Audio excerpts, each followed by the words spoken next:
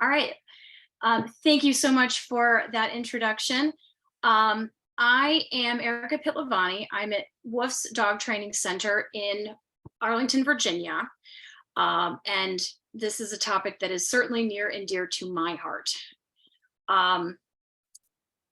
I got started as a trainer, as many trainers do, with a dog who had some reactivity. So this is Ebony. She's a Shiloh Shepherd. And when I adopted her, she's about 3.5 years old. And I was going to get me an agility dog, like those dogs I saw on TV. And we were going to do some agility and we were going to have a great time. And I don't need to spoil the story for you. You know what happened. That's not, that's not where we went with this. We did end up eventually being able to do agility. But before that happened, we had several years worth of working on addressing her challenges with reactivity toward dogs and people and lawnmowers and all kinds of things.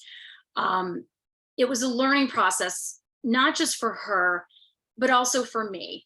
And so these two lovely pictures that that make me happy. It reminds me of our time together and things that we got to do together that I enjoyed.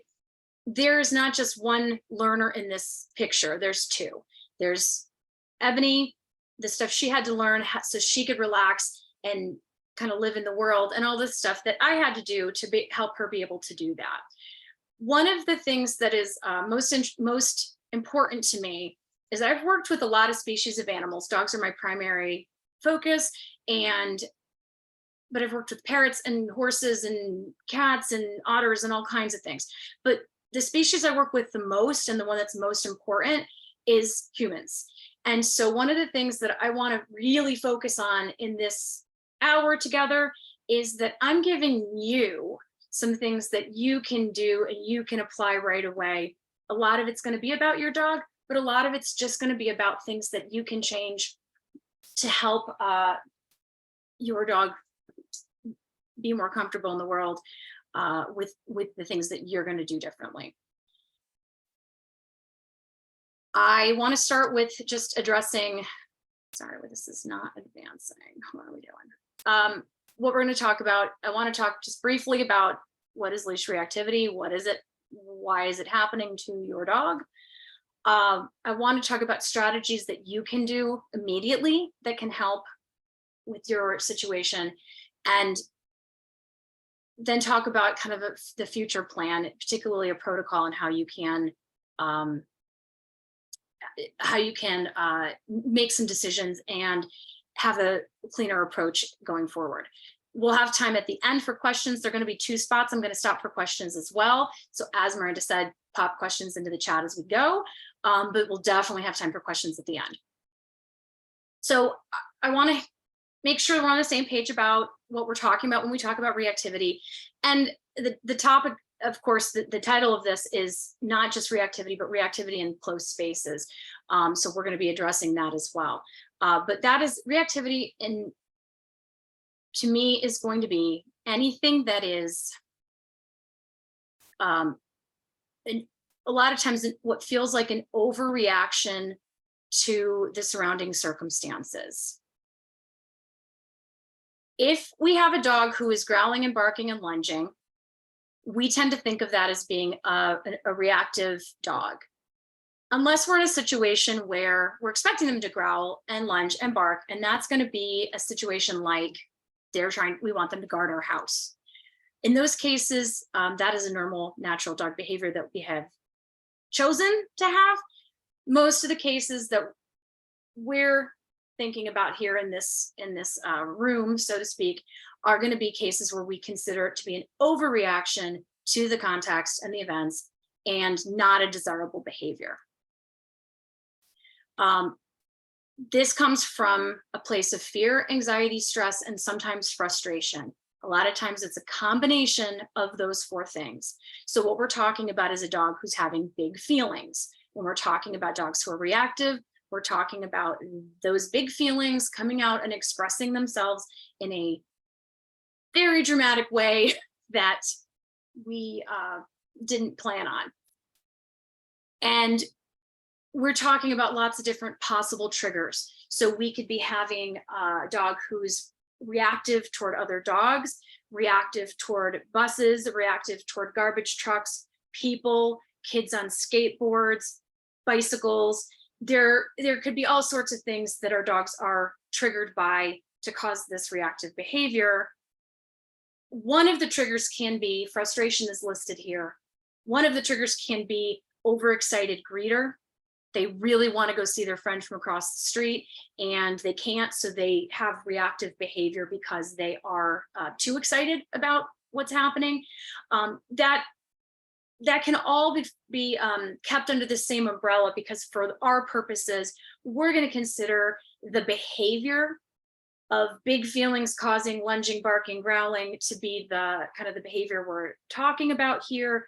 The reason they're having that feeling, not as important for the purposes of this conversation.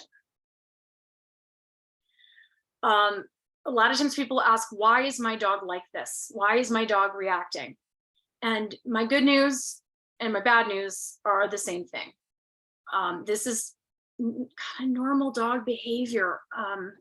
It's not something that's broken with your dog if they're acting like this on walks or out in public, or in some cases barking out your window. This is a normal dog behavior. And as I mentioned, if it was a guard dog, we'd be pretty happy about this behavior. In the case of our pet dogs that we want to take out in public with us, it's not a desirable behavior, but it's still a normal behavior. And so that, I think, can help us as we approach this to feel a little bit better about our starting place, even if we still want to have a very different ending place. Very common onset of reactivity is 8 to 12 months of age. It is really common for people to have this lovely, sweet puppy who is delightful. And as that sweet puppy turns into an adolescent, all of a sudden this behavior seems to appear out of nowhere. Probably wasn't completely out of nowhere, but it's showing up in a way now that is much more visible than any discomfort would have been when they were little. So it seems like this big surprise and can feel very unsettling that your dog turned into this crazy monster out of nowhere. The same thing can happen during the first couple of months of a new adoption. If you adopt a new dog, especially if they're adolescent or beyond, they might seem quite common, chill, and normal when you first have them for that first month or so. And as they get more comfortable in their new environment, we start seeing some of those behaviors that are sort of natural to them start to emerge. And again, we can say, what the heck happened? This dog has been fine for 6 weeks, and now all of a sudden we have this brand new problem. What's going on? What did I do? This is a very common time frame for this stuff to emerge. Also, some breeds are going to be exhibiting this behavior more than other breeds. It should not be a surprise to anybody that guard breeds are more likely to exhibit reactive behavior than some of the companion breeds, or like a German Shepherd is much more likely to bark and lunge at the end of a leash than Labs are. And that's nothing wrong with Shepherds. It's not a value judgment on either kind of dog. It's just that's along the lines of things that we've bred them to do. Reactivity can go hand in hand with some of the other high drive behaviors that we expect from some working dogs and guard dogs. Dogs who are transplants. I don't know where everybody is from who's listening right now.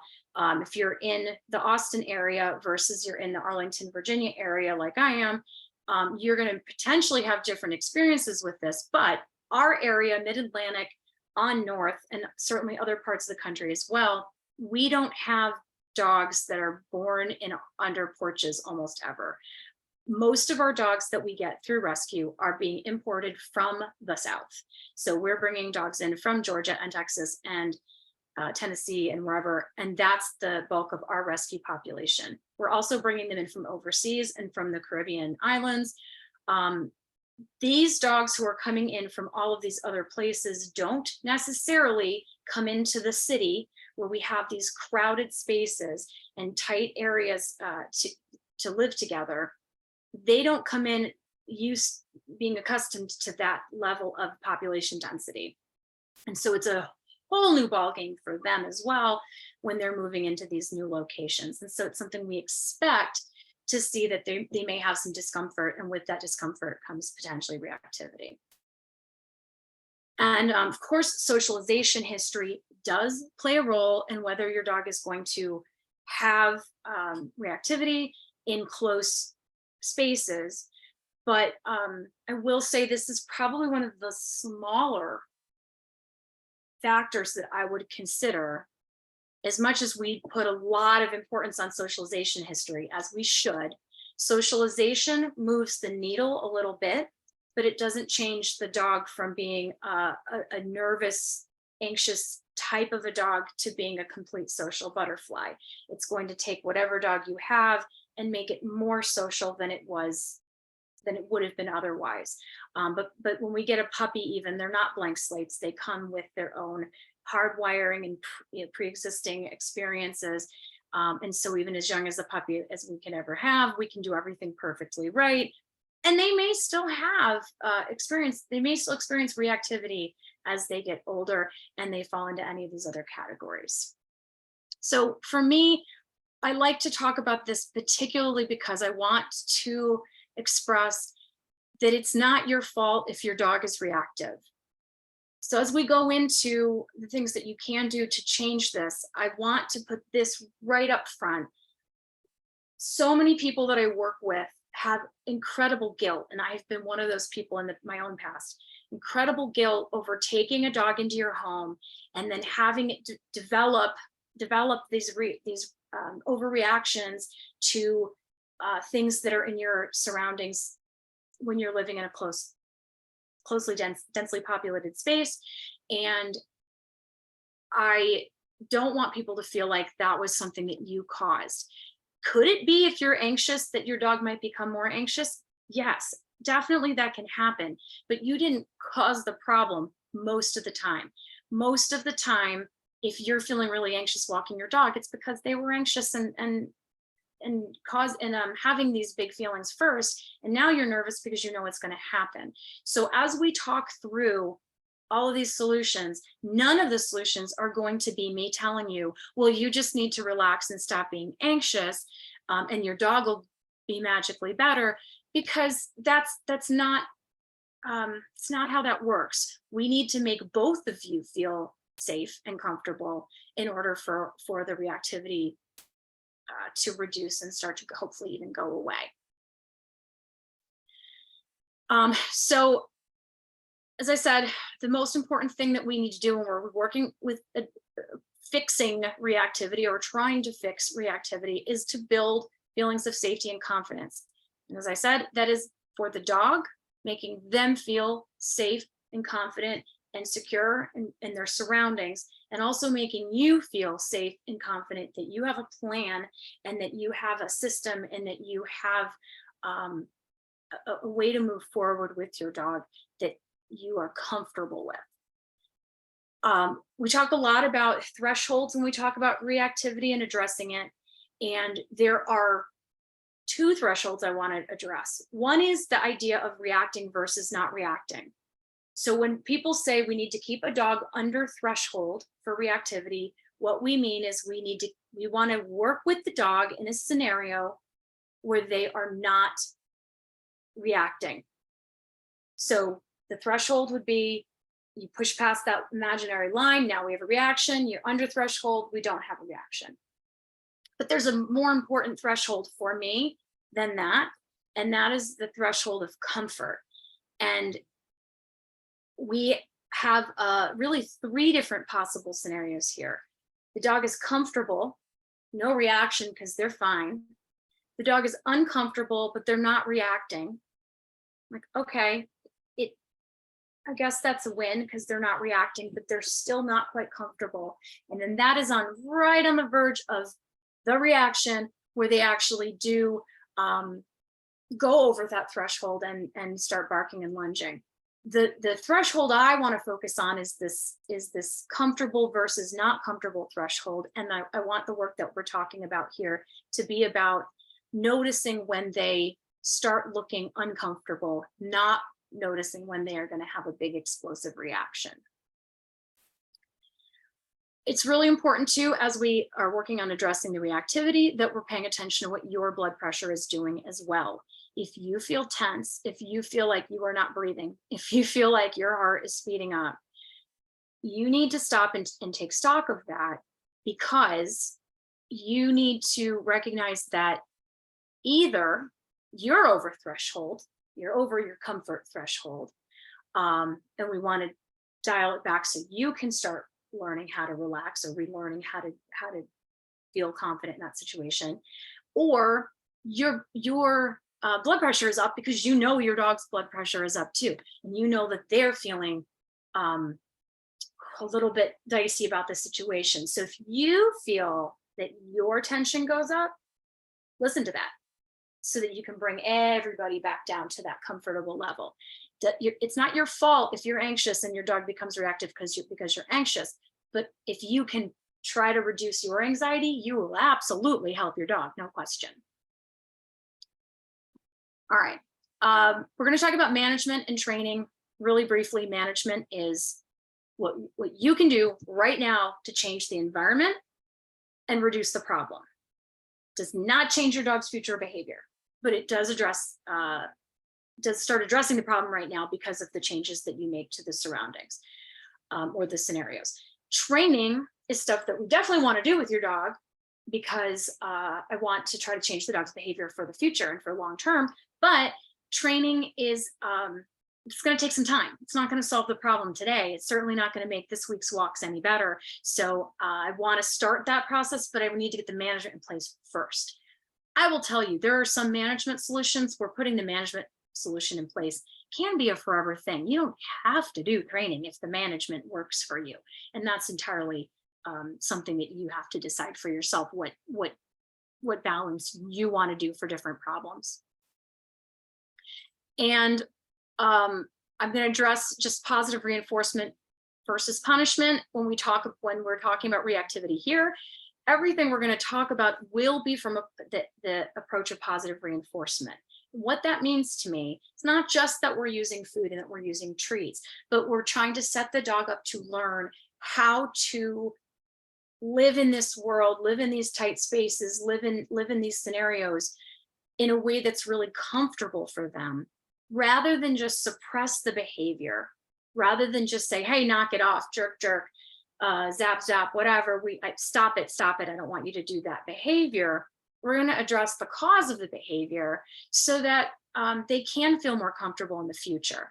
And certainly for anything that could potentially be aggressive behavior, I don't want to address that with punishment anyway, because growling, lunging, and barking are all warning signals.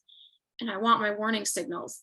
I want to know if the dog's uncomfortable. I don't want to suppress that at all. I do want to make the walk safer for myself. But I don't want to take away the dog's ability to communicate with me how they're feeling about a situation, because that can become dangerous. I'm going to take a second to pause here and just ask Miranda, do we have any questions at this point? And if anyone has anything you want to pop in really fast, you can do that. Yeah, there's a quick question, which is if whether how I react in crowded spaces is going to affect how my puppy feels. I think it does affect it. It's a great question, and I think it affects it. So especially if you have a small puppy, you want to try to take them places where you can feel comfortable, so that as much as possible, you are bringing them along only in places where they're going to have positive experiences. And since you're part of that experience, if you're kind of anxious and tight in the leash and worried, I would try to avoid those scenarios as much as you can. If you have an older dog and you're nervous, one of the things, and I think I talk a little bit more about this, but just in case I don't, maybe try to go for walks in some different places. Get in the car and drive out a little bit further to a neighborhood that's a little less dense than your normal neighborhood, and should try to have as many experiences as you can. Maybe you can't do that every day, but to try to have as many experiences as you can in places where you feel a little bit more anxious, a little bit less anxious, sorry, so that you can start creating that calmer feeling for both of you. Did I answer? Did I address that? chat too and say. Yeah, I think so. Okay. All right. Really good question. All right. So I'm going to move on to the next section. All right. So I'm going to talk first for a minute about management, and then I'm going to spend the rest of the time on the protocol. As far as management goes, this is about you changing. You have to be the one to change first. There are a lot of times I have people come in and they say, well, I need the dog to behave differently. Well, that's great, but you have to change before they can change. Now, again, I'm not saying you need to just stop being anxious and start being confident. That's not how we work. But some of the things you can do are, for starters, adjusting your expectations. Right now, the dog you have maybe cannot do the things that you wanted to do with this dog. I got Ebony, the Shiloh Shepherd, thinking we were going to do this great agility stuff together. And we did, but it wasn't anything like I thought it was going to be. And it certainly was several years later than I thought it was going to be. I had to adjust my expectations. If you really hoped that your dog was going to be the one to go sit at a winery with you while you hang out on a Sunday afternoon, or if you really like walking and you got this dog because you want to walk with this dog and you want to go on these 4-mile walks, maybe that's not what's going to happen, or at least that's not what's going to happen right now. So adjust your expectations to meet your dog where they are today. And that can be really hard. And there's sometimes tears involved in that. I recognize that that's a much easier thing to say than to do. But that has to be the very first step. What realistically do you think your dog is up for? Do you need to walk your dog? If you live in an apartment complex, as many people do, who I work with, as many people, I'm sure that we're on today do, maybe the answer is yes, you do. You have to walk your dog. They have to go outside to potty, and whatever minimal amount of exercise they're going to get needs to be a walk. But if you have a yard, you have a house with a yard, or you have other space, really think about, do you need to walk your dog, or do you just feel like you need to walk your dog? We have been, in sort of US culture, we've been indoctrinated to this idea that dogs must get walks, and they don't need that. They need stimulation of some sort, and they need exercise, but walks are not very good exercise. And you can give them enrichment and stimulation in other ways than a walk, especially if what the walks are for your dog right now are stressful. If they come out and they're looking for horror movie jump scares around every corner, this might not be any more fun for them than it is for you. If nobody's enjoying this, stop. Just don't do it. Exercise them in some different ways. I can give more ideas for that if that's something you want to hear more about. A lot of this has to do with, can you avoid the dogs or the triggers that are causing your dog to have problems?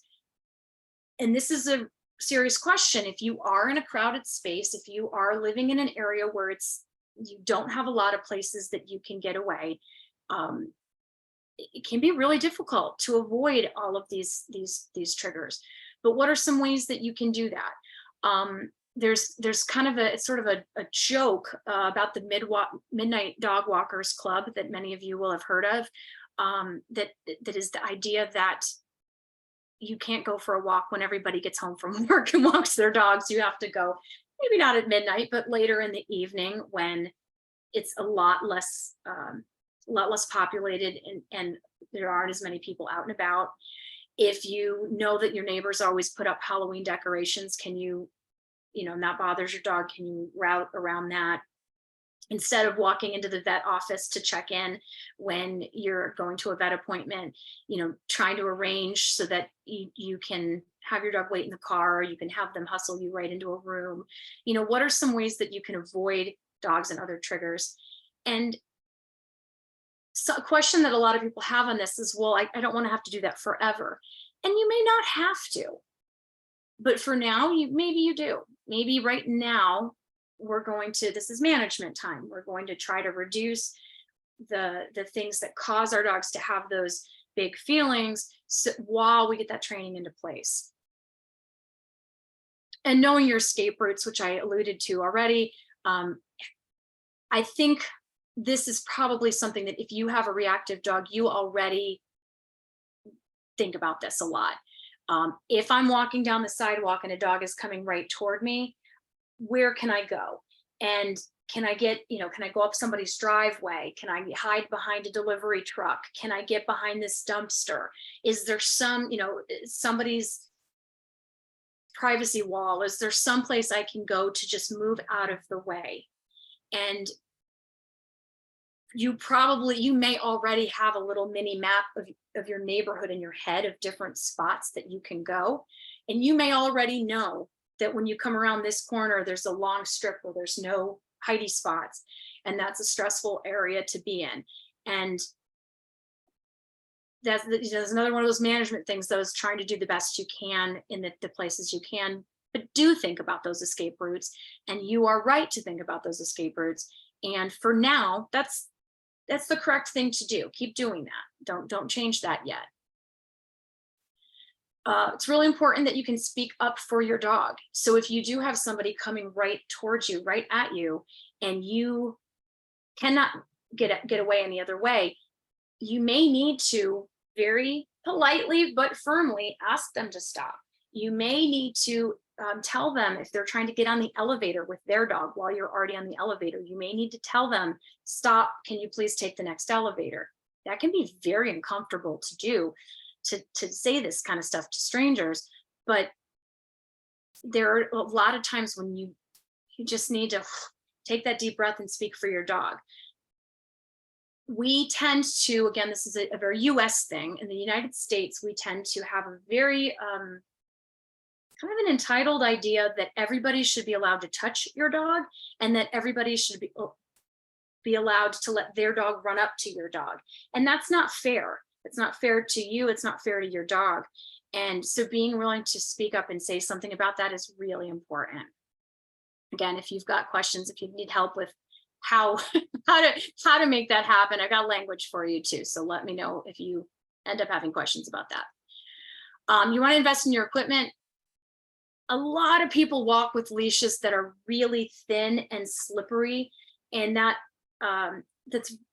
makes your life so much more complicated. So in this example, I've got a leather leash that's got a nice grip on it. It should be thick enough to fit comfortably in your hand, but not so thick that you can't close your hand on it. So it should be something that if somebody were to pull on it to test it, you feel really comfortable holding on to it. It doesn't kind of slide out or make your fingers dig into your palm. This other leash has a traffic handle on it. So if you are in especially tighter urban areas, it's really nice to have the traffic handle. So if you do need to, if your dog does go over threshold, or you do need to kind of get out of Dodge quickly, you can get down to the as close to your dog as possible to bring them out of that space. Having a harness that fits well, particularly a front hook harness. I think this is a Freedom harness in this picture, my personal favorite. If anyone wants to type that into the chat, even the Freedom harness, it's a front hook harness. There are a lot of dogs. I'm not as young as I used to be, and I'm not as strong as I used to be. There are a lot of dogs that I cannot physically hold if I'm just doing a leash on a collar, but if they're on a front hook harness, I can hold a lot more dog and control them. And again, if we have an emergency situation and I need to kind of get them out of there, I also have another point of attachment to kind of try to bring them along with me if I need to.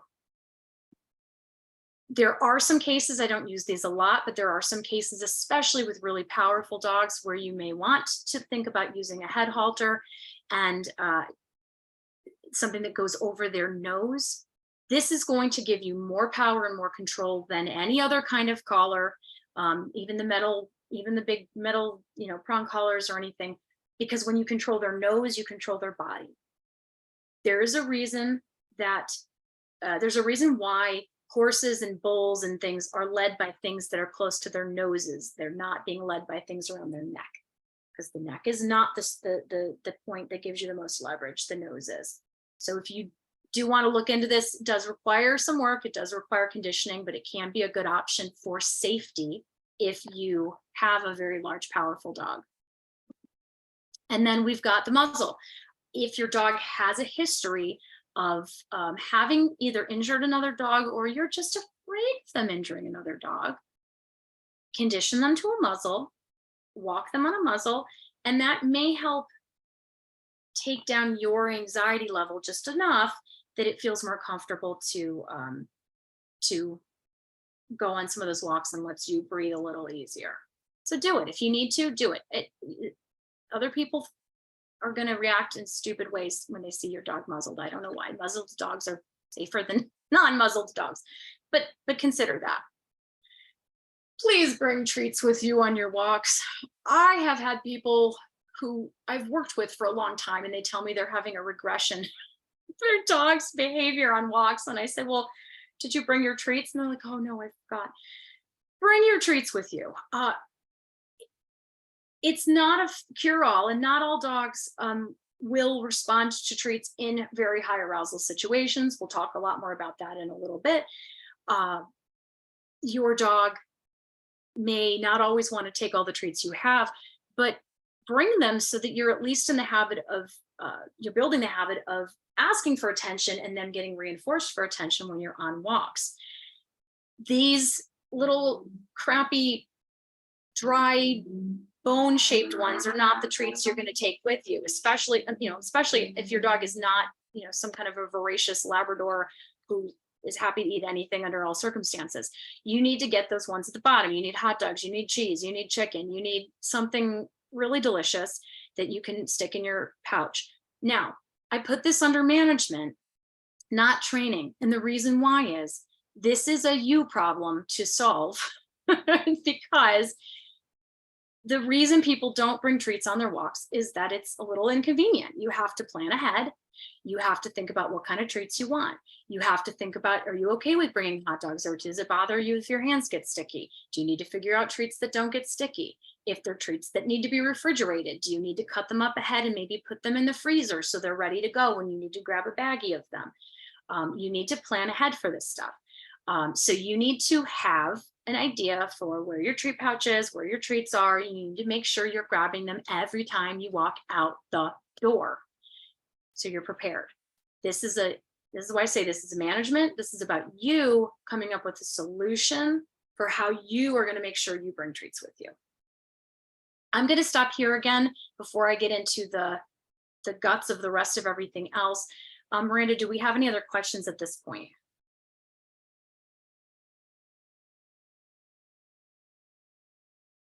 Actually, I'll pop over. It looks like we are good at this point. Someone asked about ideas for exercises in the yard or alternatives to walks. Yeah, let's talk about that for a second.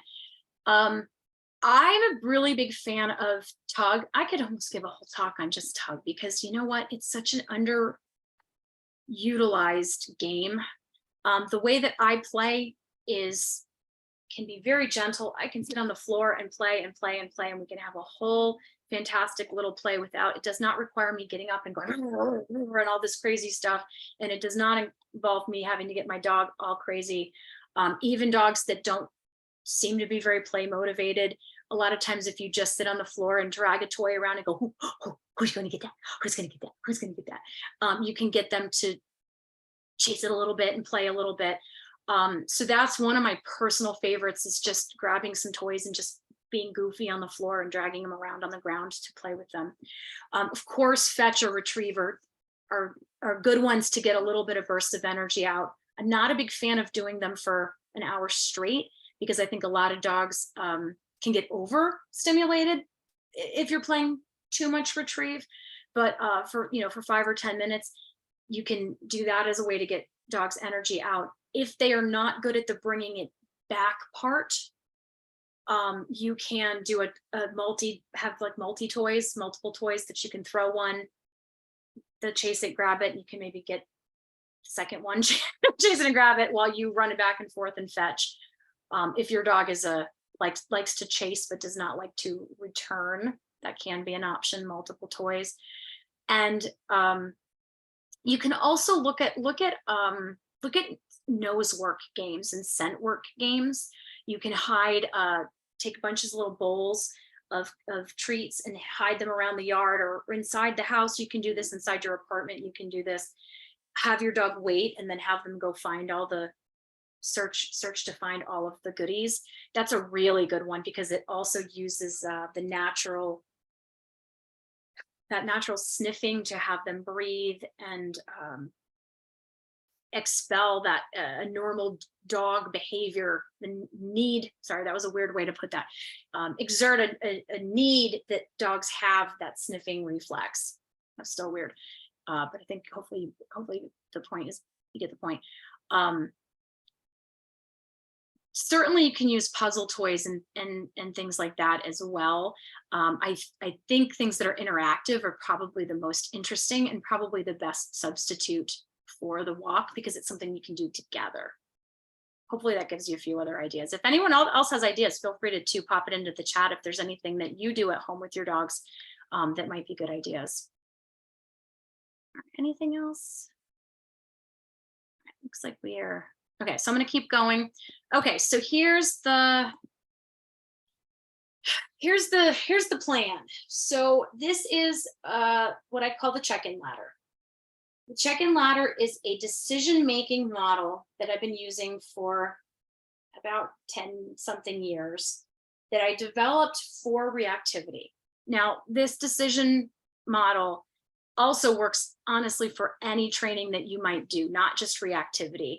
And I sort of realized that as time went on, but it's very helpful for reactivity to give you a bunch of ideas for things that you might need to do under different circumstances.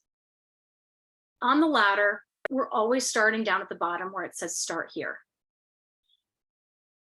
In this case, we're presuming that this may be a challenging environment where we have just exited our apartment building. We are in tight quarters and there's stuff happening. And I'm like, holy cow, let's see if we can catch this before my dog loses their mind.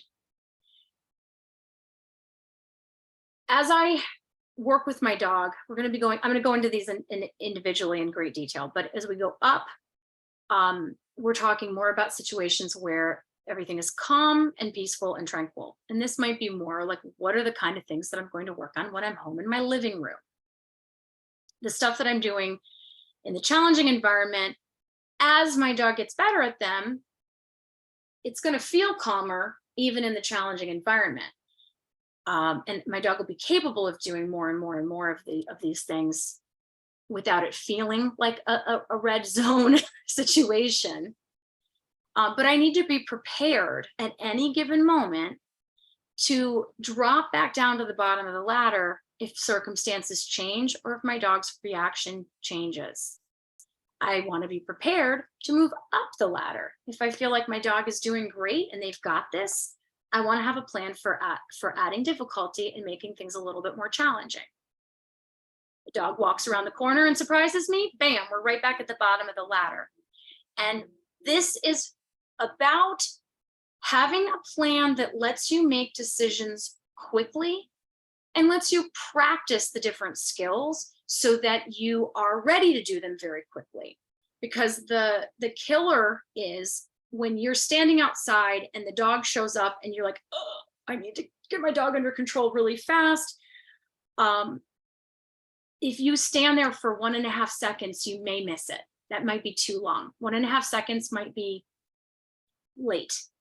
And so the faster you can reflexively respond, the better. Hopefully that makes sense. We're also calling this the check-in ladder because I'm using this to check in with my dog. I'm asking, hey dog, how are you feeling about this? I'm not saying, hey dog, you need to do X right now. I'm saying, could you do X right now for me? And their answer, yes or no, tells me where their brain is on that red to blue spectrum. How hard is this for you right now? I never have the goal. This isn't about reaching level 6. My goal is never to finish training by getting to level 6. My goal is just to understand that I'm going to be always going up and down on this ladder, depending on whatever my circumstances are, and depending on the difficulty level that my dog thinks the tasks are that I'm asking of them. So I'll go into more specifics here. The very bottom of the ladder, where I said we start, is to ask the question, will my dog eat? If the answer is yes, I'm feeding out some hot dogs. My dog's like, yeah, great, let's do this. I can move up the ladder to the next rung. Cool. If my dog says no, and this is going to be the case for many of you, any of you, when I was on the treat slide and I said, you got to bring treats, and there were a lot of you I know who are thinking in your head, my dog won't eat treats when they're having reactivity in these tight quarters. I can't, why even bother? I know some of you are thinking that. Well, we're going to not start in the tight quarters. We're going to find a situation where the answer is yes, my dog will eat. So if the answer was no, it's too hard, we need to change something really quickly. One of the things is to add distance. Sometimes literally just going back 10 feet away can change the whole circumstance. Once I moved back to there, didn't sound like 8 feet away. Actually, that was not 10 feet, right? 8 feet away. Didn't sound like that was a long way away, but boy, it sure looked like it once I started walking back there. That can be enough to reduce pressure for your dog, that maybe when you're 8 feet away or 20 feet away, now they can do the thing. Now they can eat the food. That would be great. If they still can't, make sure you're using really exciting treats. So sometimes, again, if you were using the dry kibble pieces and you're not bringing out the cheese, try bringing out the cheese and hot dogs and see if that makes a difference. Assuming they like it, they get to pick. And the third option is emergency exit, get the heck out of there. If this situation is so over their head that they cannot even eat treats, this is not the place to be working on this.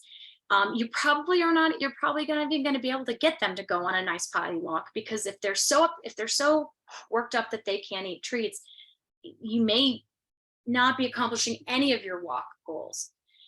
If you are in an apartment situation, you may have to do the best you can to try to find the spot that is the least stressful.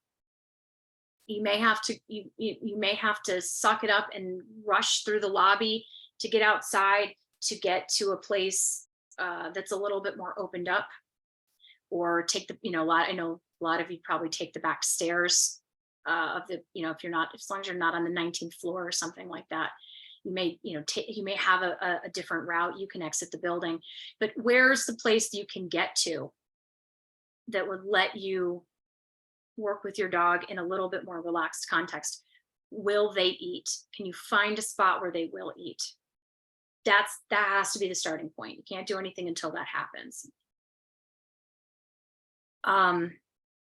Let's say we've done that. We got them. They're eating. Great. The next thing we want to do is treat party. This has a lot of names. It can be a scatter, is a really common one you'll hear now. Treat bomb. A lot of trainers will call it a treat bomb. I sometimes call it a piñata. And a treat party is very frequently just a handful of treats literally dropped on the ground. This serves a couple of purposes. One, it's a distraction.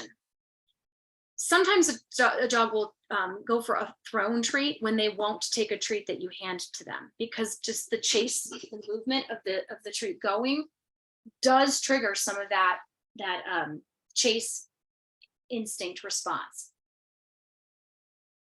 I've had times where I will literally take the treats and throw it right at the dog's face if I just need them to look away, because you're getting a reflex response with the look. They look to follow what the moving object was, and then they see the treats, and now they can go down and eat them.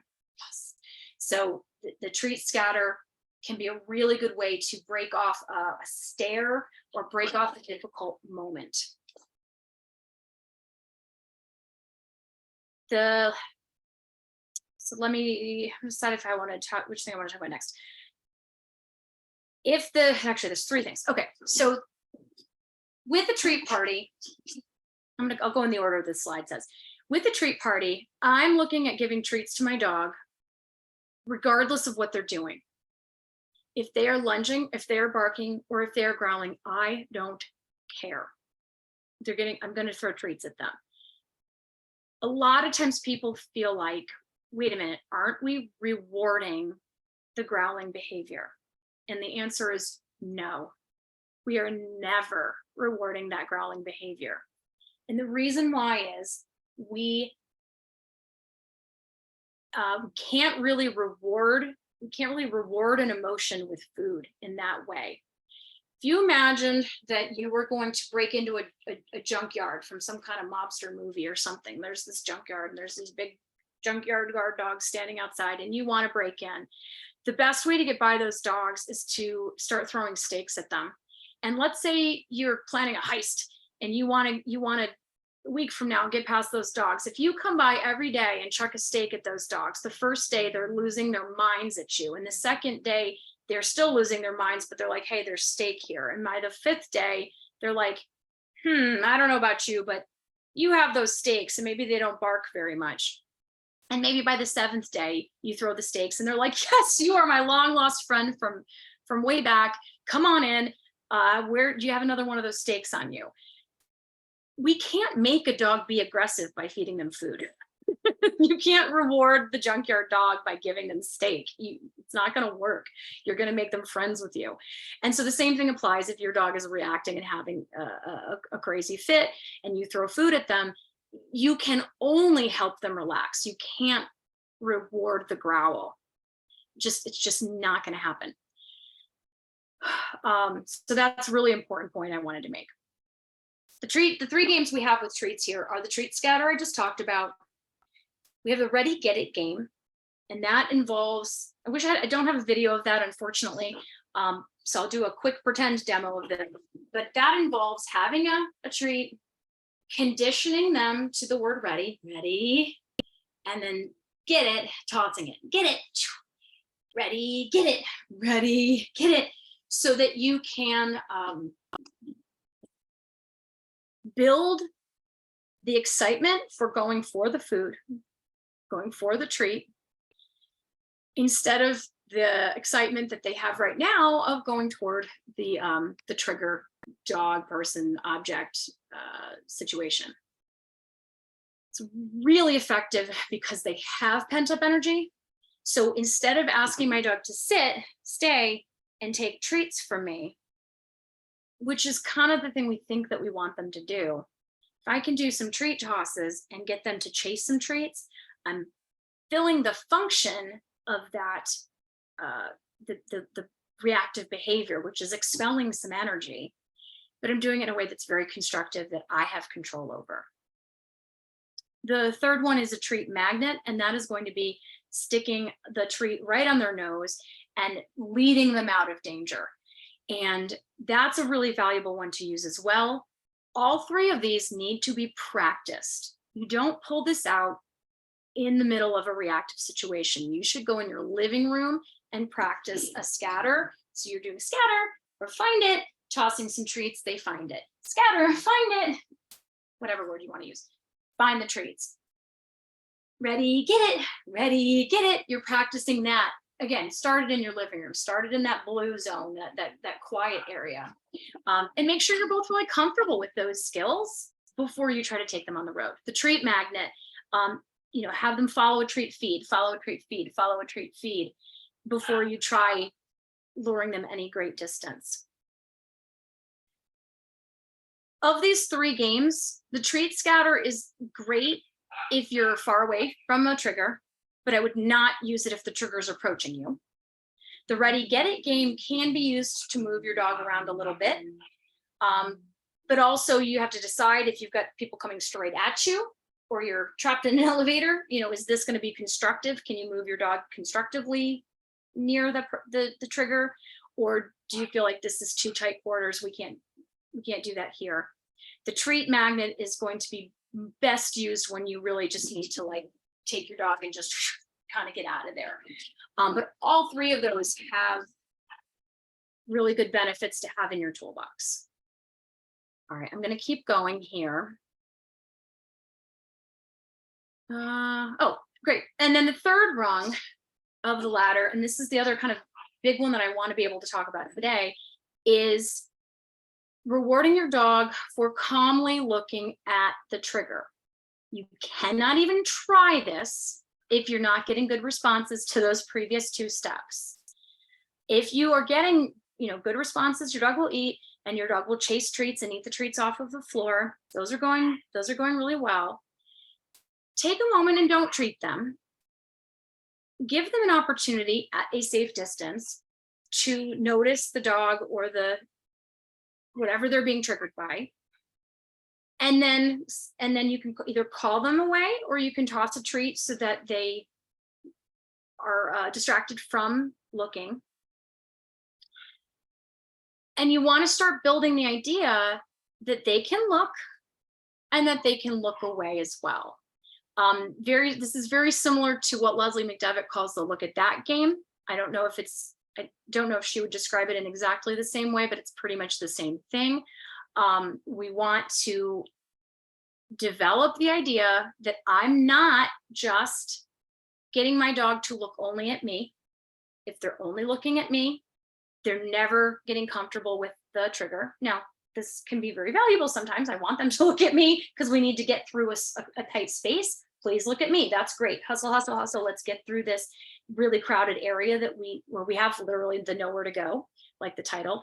But I want to start building in the idea that they can gaze around the environment. Take some breaths, and then maybe I can bring them back to me for some treats. And then maybe we can look out at the environment. Got it. Come back to me for some treats. What I do want to avoid is fixating on the environment.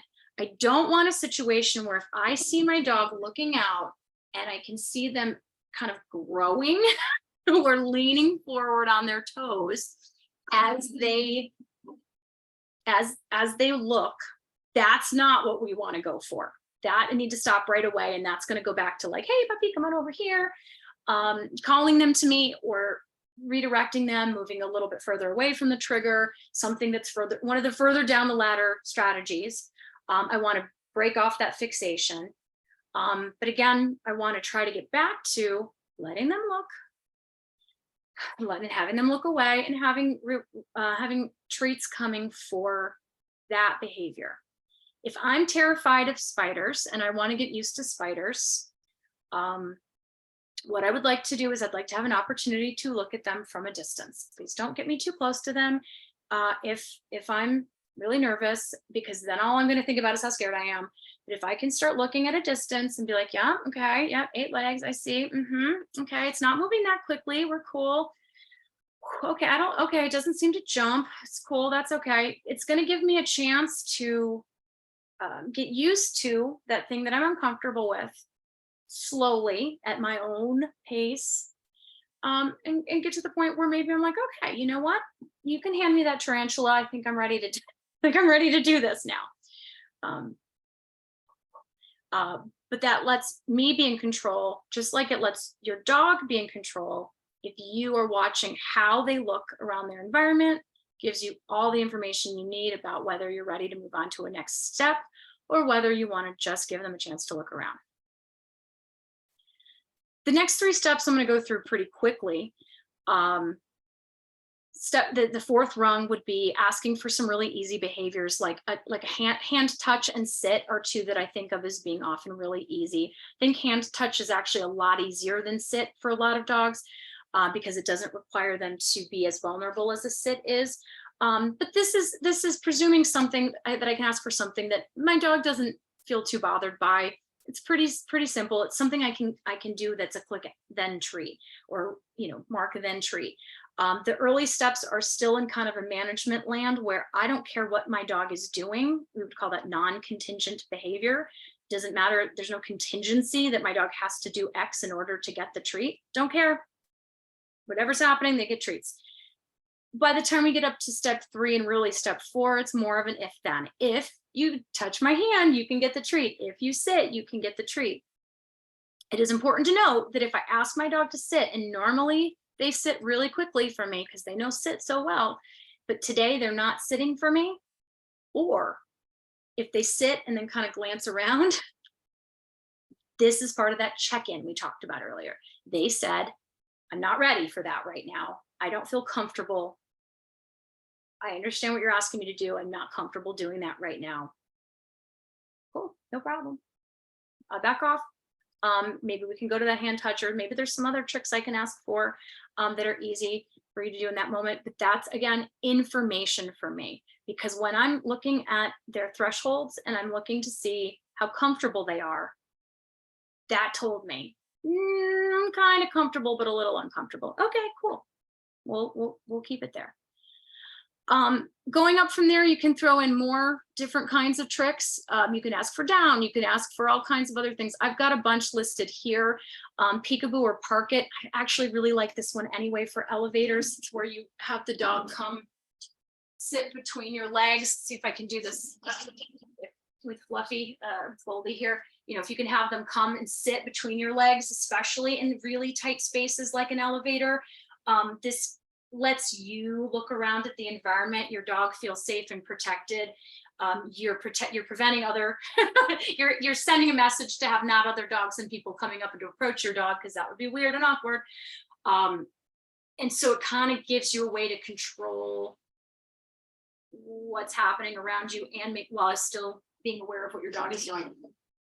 Again, trick you would teach inside in that blue zone, but something that you could ask for outside in the world. How are you feeling about this right now? Can you do this for me?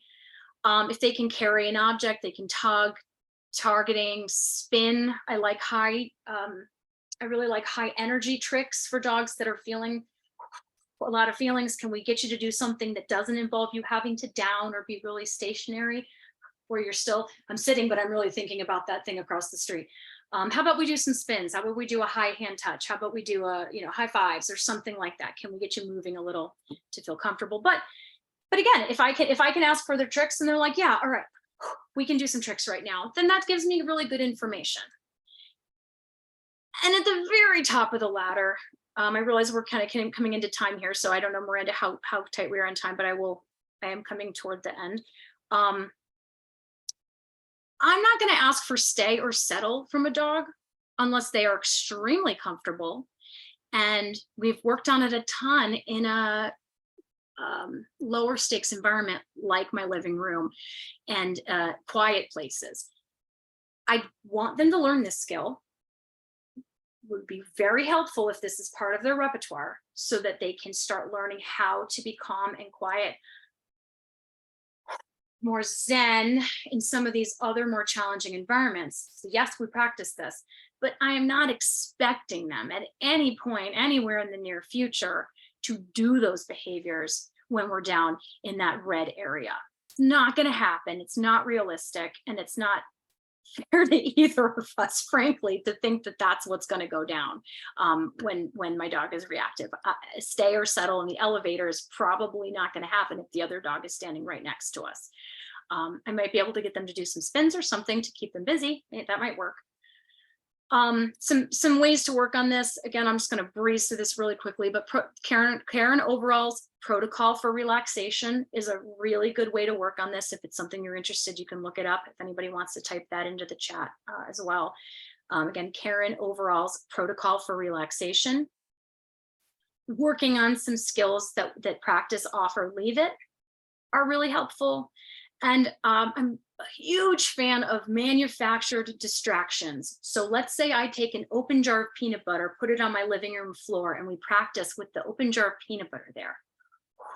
That's tricky, but how much easier is that than going out and trying to find scenarios in the real world where I have to go find a dog and blah, blah, blah. I have to go create a situation. That stuff is soul killing and boring and takes forever, and it's stressful because you still had to find a situation that could go wrong, and did you find the right level of difficulty and all of that. If you put a jar of open peanut butter on your floor with your dog on leash so they can't get to it, you can do that without taking off your pajamas, which I'm a huge fan of. Pajama training for me is any training I can do in my pajamas is a win. You can do all that kind of stuff and still be making a lot of progress toward your dog's overall reactivity without having to necessarily go out into all of these very difficult situations to practice them. So kind of in summary, I want to have all of these different skills on board, and I want to be able to move up and down through them quickly. Will my dog eat? Always start with that every single time, every single training session. Will my dog eat? Treat party, will they chase the treats? Can I throw some treats around? They'll eat them. Can I get them to start looking at the environment and coming back to me? And as that's happening, can I get them to do more and more complicated, fancy schmancy behaviors? You have to practice these things. You cannot go out into the world and expect that you can do them any more than your dog can do them. So you both need to rehearse them. And use them often without the triggers. Sorry, my screen was blocked there with my video. Don't only use these when dogs are present, because then your dog is going to learn that every time you ask for a find it or something, that means a dog just showed up. So you want to make sure that 4 out of 5 times that you use these skills, there is no dog present, so that you are not accidentally conditioning your dog, that you're letting them know, hey, you should look around because a dog just showed up. The thing I think this is my last thought that I really want to leave you with is mistakes will happen.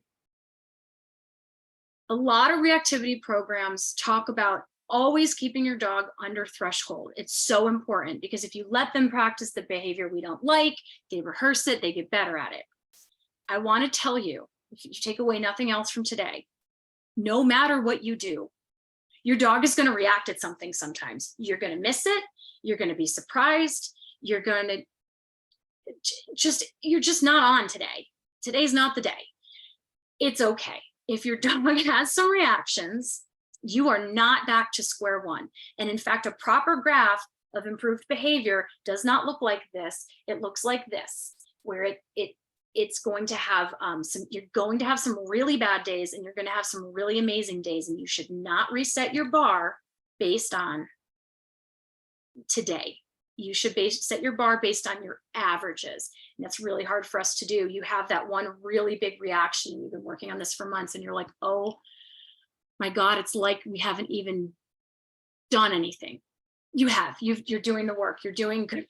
You're doing a good job. You're going to have some hugely bad days.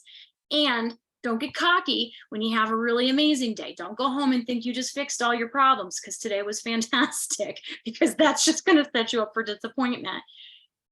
Be prepared that mistakes are going to happen. It's going to be okay. And you're doing a great job. So with that, what other questions do we have, Miranda? Awesome. We have a question about what are some high energy tricks you can use for distractions? I like, I love that question. In fact, I have a whole talk on just even using tricks for different kinds of behavior problems. If you're interested, you're welcome to email me, and I can even give you a link to that as well. Or we can talk about, Miranda, if you want to do something like that here, we can do that too. Some of the stuff I like spins, and I like things that involve them jumping up, but not jumping on you. So like a really high hand target, like if you can teach them a low touch, start getting it higher and higher. It's a great way to get them to release a bunch of energy, but not land on you while they're doing it. Spins I like because they aren't looking at anything in particular while they're doing it. And again, you get a lot of energy out. This is something you do need to be a little careful of if you've got a very large dog, that they don't take you out while they're doing their spins, or that you don't lose the leash. Even if it's a small dog, that you don't drop the leash, that you feel comfortable that that's a trick you can do in that context. What else do I have? I had one of my shepherds, we did a lot of this. He was actually not food motivated at all, and that was very challenging. But he did love doing tricks like spin, jump up, and what was the other one he did? Oh, I'm blanking. Sorry, apparently I have two tricks for you. Stuff that they already have a positive association with and can do in those moments. Hopefully that gives you a couple of ideas to start with. Trying to think what else. Did you have one, Miranda? Oh, no, I think spin is one Sorry. of my dog's favorite things. It's one of the only things she knows how to do that's fun. So I like that one a lot. Yeah, those are two, I think, good starter ones. The high hand touch is a particularly good one, and especially you can do it across your body, so that they can, if you don't have a dog that you want jumping up like that, you can still do it across, so they have to kind of run back and forth to get to it. Good. All right, what else? Someone asked, how do you feel about flight training with reactive dogs, where you're teaching them to move away in flight versus fight? I don't know if I haven't heard of that as a specific term. So it's possible that there's somebody who's teaching a protocol around that I'm just not familiar with. In which case maybe I'll look into it and see. I think that for the way I would answer that would be tied to that emergency exit sort of idea. Let's just go. And certainly reinforcing the getting away from the other dog. If there's anything that's more in depth on that, I actually don't know about it. But well, actually, here's another example. If I were that I would use that might fall under this umbrella. If I've got a dog who maybe has tension with other dogs, maybe it's not a full-on reactivity situation. I want to have a really good recall with them where I can call their name and have them come back to me and reinforce for that. That might be another place where I think I would be trying to teach the idea of the moving away instead of the moving toward, and make sure that they understand that that is an option for them, that they can do that. Yeah, that's great. Any additional tips for dogs barking at everyone and everything that walks by the window or house? We consistently try to use find it, but he'll usually run back to the window. Yeah, I've experienced that one plenty.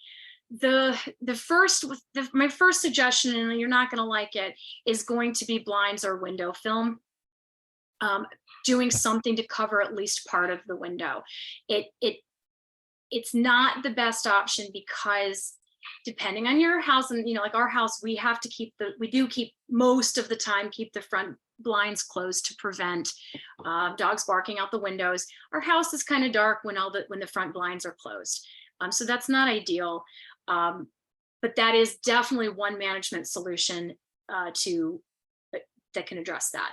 I've had some people too where they were able to put window film just across the bottom. And just in case you're not familiar with window film, you can buy it really cheap on Amazon. It's not expensive at all, and it's completely removable and very easy to adhere. So even if you wanted to temporarily try to stop your dog from looking out the window, it's a very good solution that you can peel it back off again in seconds at any time you ever want to. So I do recommend that. The other thing I recommend for reacting is to things out the window is to establish a really good come here and a really good settle. So I would make sure I have like a mat or a station of some sort where I've ahead of time practiced settling on the mat, probably when there's stuff going on, because it sounds like there's stuff going on all the time. I live in a very busy area myself. There's always somebody out there, or street cleaners or something. Establish a really good settle on a spot and start making sure you have a really good come here and settle, so that when they are barking out the window, you can start to work on that. Now, this one they can get where they catch on to you and they'll go bark at the window and run back for treats. And those little stinkers can learn that one. So if you do see that, you're going to know it though, because you're going to see the difference will be, instead of running out and going, they're going to run out and they're going to go, where's my treat? Where's my treat? And so you'll know right away if they're starting to bark for the treats. You can make some adjustments.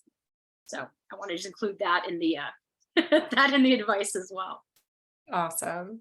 All right. What if your dog is pretty fixated on treats when you're training in calm scenarios? Would you need to wait to reward until they relax their body language, or is it okay for them to be excited? Great question. I will put the treats back in my pocket. In that case, kind of do a all done and sort of pretend that the training session, well, not pretend, we're on a break.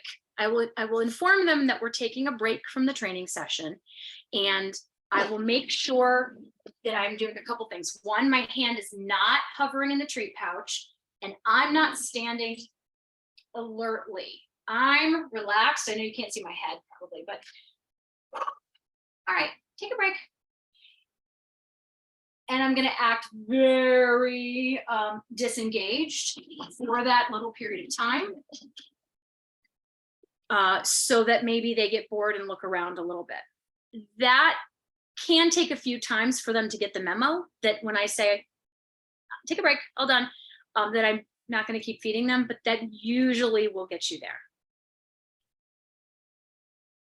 Awesome. I think that is all of the questions that I'm seeing. If anybody else has questions, now is your time to speak now or forever hold your peace. A couple of quick reminders. Again, Every Dog Austin is a 501c3 nonprofit. If you like what we're doing and you like having these webinars, please consider making a donation. We are funded by donations. It is how we are able to offer cool stuff in the future. This will hopefully get posted tomorrow. If you have any questions, please let us know. Last question. How are the high hand touches and spinning different than reactive rearing on hind legs and flipping when approaching some dogs or people, which can come off as aggression? Oh, that's a good one. It's going to be how the dog feels about it.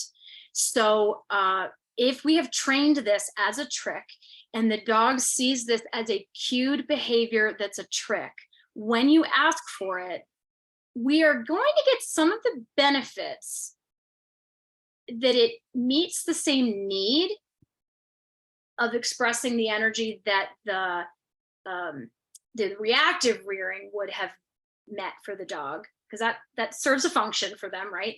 It's a behavior that has a purpose to the dog, but the dog's emotions and focus are more on what we're doing, and it feels like a game or a trick instead of feels like, oh, I need to tell that other dog to go away.